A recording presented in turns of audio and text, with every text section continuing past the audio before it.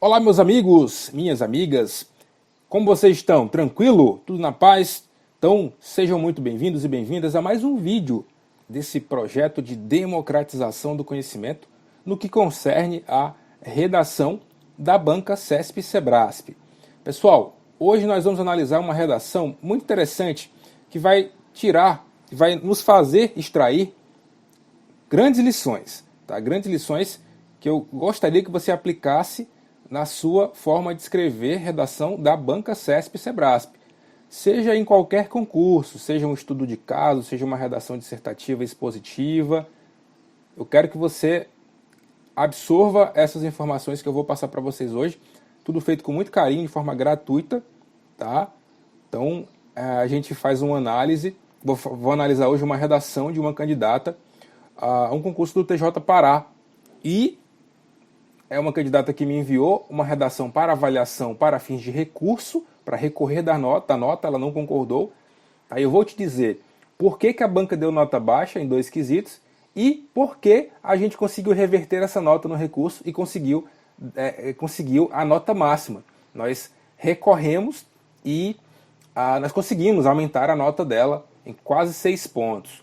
E aí ela conseguiu crescer no concurso, ganhou posições, enfim. Então eu vou te mostrar por que ela não ganhou aquela nota no começo, na primeira avaliação da banca, e por que ela ganhou depois. Tá? Vou mostrar o que você não pode fazer e qual risco você corre ao agir dessa maneira. Tá? Pessoal, vamos analisar logo de cara aqui. Então o tema dessa redação do TJ Pará 2020 foi a segurança dos usuários da internet. Depende tanto da legislação quanto do cuidado individual. E aí o item 1 diz: o contexto atual de uso cotidiano da internet por milhões de usuários e de exposição de dados na rede. Então o valor da abordagem desse item correta era de até 11,5 pontos. Item 2, a necessidade de legislação relacionada à privacidade na internet, valor 8,5 pontos. E por fim, a necessidade de os cidadãos usarem de modo consciente e seguro a internet, valor 8,5 pontos. Então, essa é a estrutura básica. Lógico que antes tinha aqui os textos motivacionais. A banca até já tirou as provas discursivas do site. Você não encontra mais lá no site do Sebrasp essa prova. Eu peguei porque a candidata me mandou ali. Tem os textos motivacionais antes, mas o que importa para a gente agora realmente é analisar os itens e o tema. Então vamos ver aqui, ó, pessoal. Vamos olhar primeiro o que a banca soltou no seu padrão de resposta definitivo. Ou seja, o que é o padrão de resposta? É o que a banca divulga, é o spoiler. A banca diz: olha, eu gostaria de ter lido o seu texto com essas características. Então, para atingir a nota máxima, o seu texto deveria ter essas características aqui. Então vamos ler aqui, ó, o que a banca espera. Isso serve para, lógico, as informações gerais, elas servem para qualquer redação, de qualquer tema. Então a banca fala assim, ó: o candidato deverá ser capaz de expressar-se,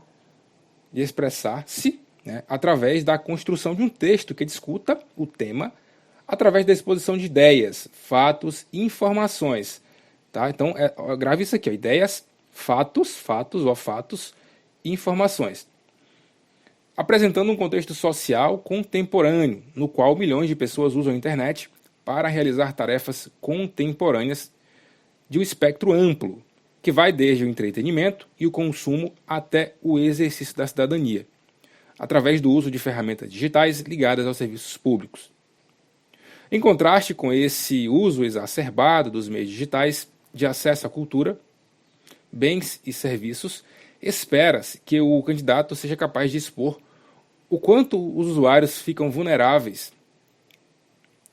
pela exposição de seus dados pessoais na rede mundial de computadores. Então o que a banca está dizendo aqui? Ó? Você precisa ser capaz de expor as duas realidades, né? No caso da democratização do acesso à internet. Existe uma realidade positiva, né, de democratização do conhecimento, da informação, tá? De diminuição de barreiras físicas, e existe uma outra realidade, que é um contraste, uma realidade negativa, que é a exposição de dados, a exposição da imagem, os riscos que você corre ao se expor, ao utilizar as a internet, a rede mundial de computadores. Então, são duas realidades opostas, tá? Então, a banca deixa claro isso, que você precisa ser capaz de explorar essa realidade. Esse tema é muito comum, provas da FCC, em provas do CESP já caiu também esse tema, então o CESP gosta muito de cobrar esse assunto. Então vamos ver aqui, ó. Pessoal, esse aqui é o espelho da candidata, tá? E aí, veja que ela tirou nota máxima nesses aspectos da apresentação e estrutura textual, tá? E ela tirou nota máxima no item 1 e perdeu aqui pontos nos item 2 e 2.3. Pessoal, vou explicar para vocês daqui a pouco por que mesmo ela tendo abordado de forma correta esses dois itens, ela perdeu esse tanto de ponto, tá? Isso vai ficar aí na sua cabeça como exemplo, tá? Então vamos analisar aqui também a nota dela. Então no final das contas ela ficou com 24.26. Veja que ela só cometeu dois erros, ó. Um erro aqui na linha 4 e um erro aqui na linha 10. Dois erros de microestrutura, né? Erros de microestrutura, de morfossintaxe. Eu vou mostrar para vocês quais foram esses erros. Linha 10 aqui e linha 4. Aí veja, ela só escreveu, ó, 24 linhas. E aí é o primeiro ponto que eu quero que você grave, tá? O fato dela ter escrito apenas 24 linhas contribuiu para que ela ganhasse aquela nota inicial, né, baixa, naqueles dois itens lá, dos dois últimos itens. A omissão de 6 linhas contribuiu para o julgamento do examinador. Só que vocês vão ver daqui a pouco que, por mais que ela tenha deixado essas 6 linhas escritas, ausentes, né, omissas, a gente conseguiu reverter isso no recurso. Mas eu quero muito que você não precise de um recurso para aumentar a nota. Eu quero que você faça isso já na redação original. Na primeira análise, o examinador já vai te dar a nota máxima. É isso que eu quero. Eu não quero que você precise de um recurso. Você corra todo esse risco, você tenha ansiedade, você fique preocupado. Não, não quero isso. Então eu vou te mostrar como não precisar de um recurso. Mas se precisar, pode contar comigo, da mesma forma que você pode contar comigo agora. Temos aqui um curso de correções, está aqui na descrição do vídeo, as informações em relação a ele, o site que você pode acessar, vai conhecer lá o nosso curso, as informações, tá? Está num preço bacana, você pode comprar aí no cartão, enfim, estamos à disposição. Então vamos continuar aqui, ó. Então veja só, eu vou ler agora a introdução da candidata. Vou ler a introdução dela para te tirar algumas lições e a partir daí a gente começar a analisar os itens. Então, nos últimos anos, os meios tecnológicos têm evoluído em velocidade assustadora, o que contribui com a difusão do uso da internet nos mais diversos âmbitos da vida dos usuários. Então, assim, faz-se utilização da internet desde resolução. Então, acho que o primeiro erro que ela cometeu foi aqui, ó. Teria que ser assim, ó, desde a resolução, né, de questões pessoais até pendências profissionais com os seus clientes, por exemplo. Então, minhas impressões sobre a introdução dela. Não foi introdução padrão CESP, tá? É o que eu ensino lá no curso, como fazer uma introdução padrão CESP, não foi. Isso dificulta, né, a coerência, porque as partes do texto não conversam entre si. Se você fala uma coisa na introdução e aborda outras no desenvolvimento, a sua redação está sem pé nem cabeça, está sem coerência. Então, se você quiser se aprofundar mais, nós temos aí um curso só para isso. Vamos ver aqui o que a banca quis ouvir, ou quais foram os critérios que a banca utilizou para avaliar o item 1, que é o 2.1 que ele chama aqui, né? Então, ela dá esses quesitos, a banca tem essa quesitação aqui, e ela fatia a nota, tá? Eu vou explicar isso melhor no curso lá, mas de forma geral, a banca dá uma pontuação para cada tipo de abordagem dessa aqui. Você pode até pausar. Então, por exemplo, a banca fala aqui, ó, nota 0, o candidato não apresenta nenhuma contextualização relativa ao uso cotidiano da internet por milhões de usuários e à exposição de dados na rede, que é isso que fala o item 1, né?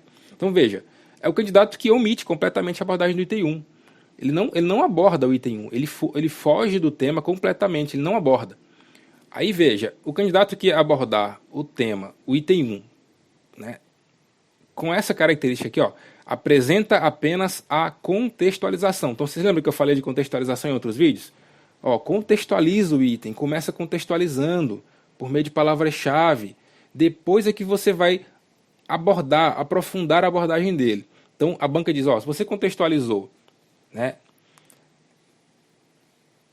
apenas contextualizou, né, e não exemplificou, não trouxe nada, não trouxe nenhum tipo de exemplo, não trouxe nenhum tipo de aprofundamento, aí é a abordagem de 1/3 da nota, né, que é 1/3 da nota. Agora, se você apresentou ó, superficialmente a contextualização, tá, e a relativa, né, ao uso cotidiano da internet por milhões de usuários e a exposição de dados dados na rede, né? Então, se você apresentou apenas superficialmente, de novo, 2/3. E 3. O candidato apenas apresenta satisfatoriamente a contextualização relativa ao uso cotidiano da internet. Então, isso aqui é a nota máxima. Veja o seguinte, se o item 1 vale 11,50, então naturalmente, a divisão de 11,50 por 3, né, deve dar ali 3, né, 3,80 alguma coisa. Então, essa nota 11,50 está fatiada e a apreciação da banca vai ser feita com base nesses critérios. Tá? Esse é o padrão CESP de C. Então, vamos ver aqui o item 1, como é que o candidato abordou, né, o contexto atual de uso cotidiano na internet por milhões de usuários e de exposição de dados na rede. Então, são duas coisas, o contexto de uso cotidiano e o contexto de exposição de dados na rede. Cuidado, eu sempre digo isso, cuidado, identifique corretamente o item. Existem métodos para isso, eu ensino isso no meu curso. Existem métodos para você identificar corretamente o item e não fugir ao tema. Então, são duas coisas aqui, ó.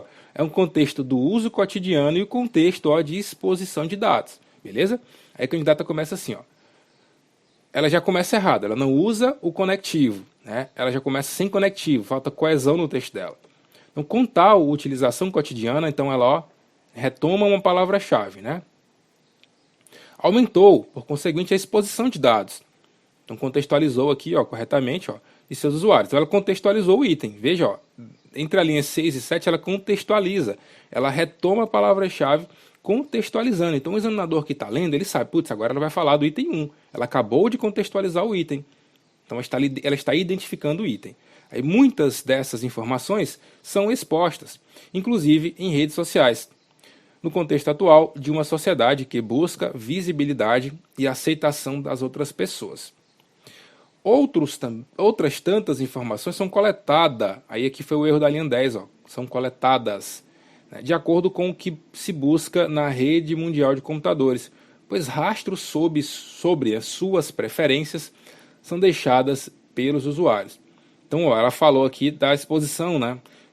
O que você faz na internet deixa rastros e as empresas de tecnologia utilizam as suas preferências, os cookies ali, para direcionar propagandas para você, para saber o seu comportamento, quais as suas tendências de compra.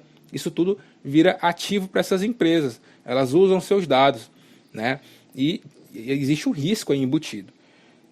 Vocês vão ver que daqui a pouco ela vai abordar um pouco diferente, né, os outros itens. Veja que aqui nesse item fica claro que ela está falando do item 1. Então, está na sequência. Item 1, né, depois da introdução. Agora vocês vão ver o seguinte, que nos itens 2 e 3, item 2 e 3, ela tira nota reduzida.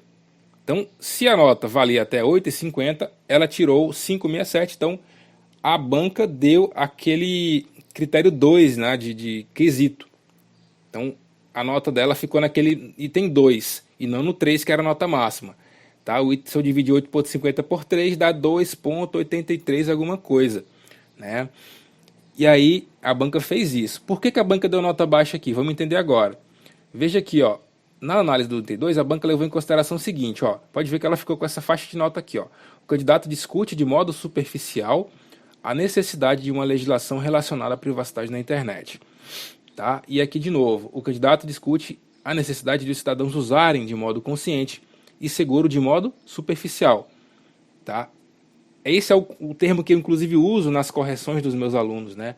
Eu sempre digo, a abordagem do seu item foi superficial, não dá para ganhar nota máxima aqui.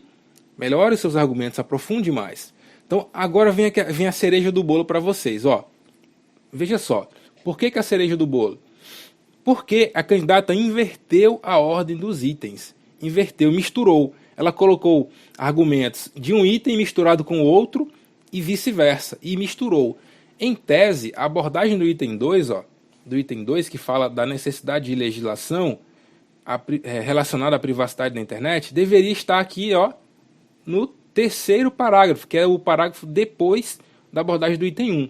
Se é o item 2, naturalmente deve vir depois do item 1. Porém, a candidata traz a abordagem do item 2 no último parágrafo do texto dela e inverteu. Então isso confunde o examinador, isso dificulta a vida dele. Ele está esperando que depois do item 1 ele vai ler a abordagem do item 2. Então vamos ler aqui o que ela falou aqui no parágrafo posterior ao parágrafo do item 1. Nesse ambiente tão vulnerável, faz-se necessário tomar cuidados com o que se expõe na rede, né? Bem como tomar ações preventivas como a utilização de antivírus em suas máquinas, a fim de não ser vítima de crimes virtuais, como foi a atriz Carolina Dickman, que teve fotos íntimas suas divulgadas por hackers. Isso aqui ela trouxe um fato, ela trouxe um fato, trouxe informações, antivírus, trouxe um fato, ideias, né? Qual o problema? Essa abordagem aqui fala dos cuidados que você deve ter na internet. E qual que é o item que pede para ela falar dos cuidados? É o item 3, necessidade de cidadãos usarem de modo consciente e seguro a internet. Então isso aqui dificulta a vida de quem está lendo. Vocês conseguem entender? Eu estou querendo colocar na cabeça de vocês que a banca CESP é racional. Ela é muito racional. Ela segue uma linha muito lógica, muito padronizada. Se você não segue essa linha padronizada, você perde ponto, que foi o que aconteceu com a candidata. Ela abordou bem, mas, veja, ela perdeu ponto por isso. Mas vou continuar, para provar para vocês que aconteceu isso aqui. Veja que agora ela vai falar do último item, que deveria ser inclusive a conclusão. Mas ela começa o último item com contudo, que não é um conectivo com valor conclusivo, né? Então, mais um erro de coesão. Então isso tudo vai se tornando argumento para o examinador te dar nota baixa. Poxa, a pessoa inverteu os itens, ela não tem coesão textual errada, putz, deixou 6 linhas em branco, então essa candidata não sabe o tema. Então deixar linhas em branco é a mesma coisa que dizer para o examinador assim, examinador, eu não sei o assunto, eu não sei argumentar sobre isso, então naturalmente eu vou deixar linhas em branco, porque eu não sei, não tenho mais argumento, não tenho mais o que falar. Isso passa para o examinador uma sensação de que você não sabe o assunto. E aí a avaliação dele, a apreciação do examinador sobre a sua redação vai cair muito. O conceito dele sobre o seu texto vai cair muito. Então, fica essas dicas. Mantenha a ordem e não deixe linhas em branco. Isso vai te ajudar muito. E, contudo, além do cuidado pessoal que o usuário deve ter, é necessário que haja legislação relacionada à privacidade da internet. Veja, qual o item que trata da legislação? É o item 2. Então essa abordagem deveria estar no parágrafo anterior, né? Mas vamos lá. Legislação relacionada à privacidade da internet. A exemplo da Lei Geral de Proteção de Dados. Opa, bacana, citou um fato, que foi a criação da Lei Geral de Proteção de Dados, que é o Marco Civil da Internet, uma lei recente, inclusive, que veio para disciplinar, tá, essas relações travadas na internet, inclusive crimes praticados no ambiente cibernético. Tá? Aí ela cita isso aqui, a fim de que sejam impostos limites às empresas e àqueles que coletam e utilizam dados das pessoas. Show! Caso contrário, ou seja, sem a limitação imposta pelo Estado, os indivíduos estariam ainda mais desprotegidos e submetidos aos interesses de terceiros. Pessoal, veja, na minha opinião, quando eu analisei a redação dela, eu falei, olha, tem esses erros aqui, eu falei para ela, mas eu achei que seus argumentos foram bons. Porém, o examinador não teve a impressão. E aquilo que eu sempre digo para vocês, cara, o examinador, ele tem 150, 200 redações para corrigir por dia. Ele não vai pegar a tua redação e vai tratar com diferença, não. Ele não vai tratar diferente das demais, não. Ele não vai dar uma atenção especial. Tá? Entenda isso, você não é melhor do que ninguém. O examinador não vai se apaixonar pela sua redação.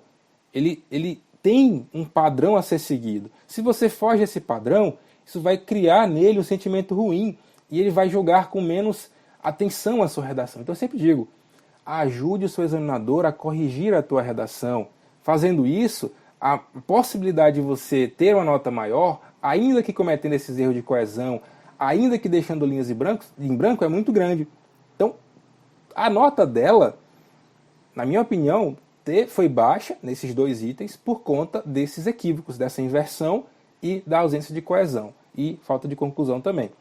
Veja só, o que eu posso dizer? E aí eu fatiei aqui, eu peguei um trecho do recurso que eu fiz para ela. Como eu encontrei, eu comecei a pegar partes do texto que estavam perdidas ali, mas que justificavam a nota máxima. Então aqui em relação ao item 2, né, com relação à legislação, a necessidade de legislação. Como é que a candidata abordou esse item? Ó, eu peguei duas partes do texto. Eu peguei uma parte que está aqui, ó, nesse trecho aqui, ó, de linha 18 até 22, e peguei outra parte dessa parte de 22 a 24, para justificar a necessidade de nota máxima. Ó. Contudo, além do cuidado pessoal tal que o usuário deve ter, é necessário que haja uma legislação relacionada à privacidade. Aí ela cita a Lei Geral de Proteção de Dados, e ela cita depois assim, ó, caso contrário, ou seja, se não for feito esse trabalho legislativo, né, ou seja, sem a limitação imposta pelo Estado, por meio de leis e de normas que disciplinem o tema, os indivíduos estariam ainda mais desprotegidos e submetidos aos interesses de terceiros. Então ela traz dois argumentos para justificar a abordagem do item 2. Aí, isso aqui que eu trouxe lá como argumento para defender o aumento da nota para a banca, né? Aí veja, com relação ao item 2, perdão, com relação ao item 3, né? Aí nas linhas 13 e 14 ela diz, ó, nesse ambiente tão vulnerável, faz necessário tomar cuidados com o que se expõe na rede. É ou não é, pessoal, um cuidado? É ou não é um argumento interessante para se utilizar? Olha, nós estamos num ambiente vulnerável, né? Então as pessoas precisam tomar cuidado com o que expõem. É ou não é um argumento que justifica isso aqui, ó? Ó, necessidade dos cidadãos usarem de modo consciente e seguro a internet. É um argumento. Então eu trouxe isso aqui, ó.